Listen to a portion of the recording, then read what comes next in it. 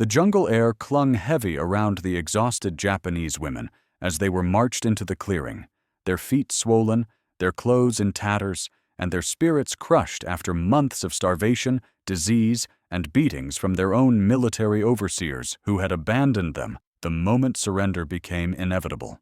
For years, they had been told that Americans were beasts, towering monsters who would torture them, enslave them, or kill them without hesitation. So when they were finally handed over, trembling and half-conscious, they braced for violence, covering their faces and bowing their heads as the first group of U.S. soldiers stepped forward. But when they dared to look up, just for a moment, they froze, unable to reconcile reality with everything they had been taught. The Americans weren't snarling or shouting.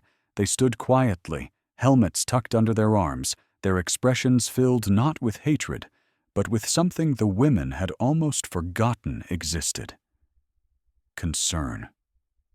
The women whispered among themselves in disbelief, their eyes darting up and down the clean uniforms, broad shoulders, and strange combination of strength and gentleness these soldiers carried.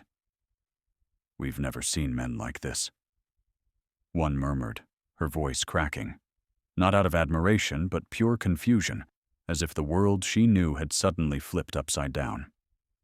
A sergeant stepped closer, not touching them, just kneeling at a respectful distance, and offered a canteen of fresh water. The women stared at it as though it were a mythical object, unsure if it was a trick. When one woman finally accepted it, her hands shaking uncontrollably, the soldier smiled softly and said, "It's okay. Drink." She drank so fast she choked, and immediately another soldier rushed in with a cloth, wiping her chin gently while making sure she wasn't overwhelmed. The women exchanged stunned glances. Compassion was something they had not seen from men in years, not from their own officers, not from guards, not from anyone. Some women stared at the Americans' height, shocked that these enemy monsters looked more like kind giants than the demons they'd been warned about. Others whispered at their skin tone, their strong arms, their strange accents. Everything about them contradicted every piece of propaganda they had been force-fed since childhood. When the soldiers opened medical kits, the women recoiled at first, assuming needles meant punishment, not healing. But as the corpsmen patiently cleaned wounds, wrapped injuries, and tried to communicate through gestures and broken words, the women slowly began to understand. These men weren't here to harm them. They were here to save them. One soldier removed his jacket and draped it around a shivering woman, and she began to cry. Not out of fear, but because it had been so long since anyone had shown her kindness that she had forgotten what it felt like. Another woman, who had limped for days on a badly infected foot, watched in disbelief as two Americans carried her carefully to a stretcher, each step taken as if she were made of glass. As the soldiers continued helping them, the women's shock deepened. They were used to being ignored, treated as expendable, punished for weakness. Yet these Americans kept offering food, blankets, even smiles.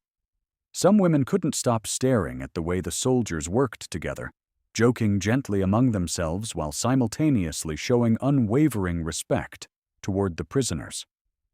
They stared at the way the men held doors open, lowered their voices so as not to frighten them, and always kept their distance unless invited closer by a gesture or a nod.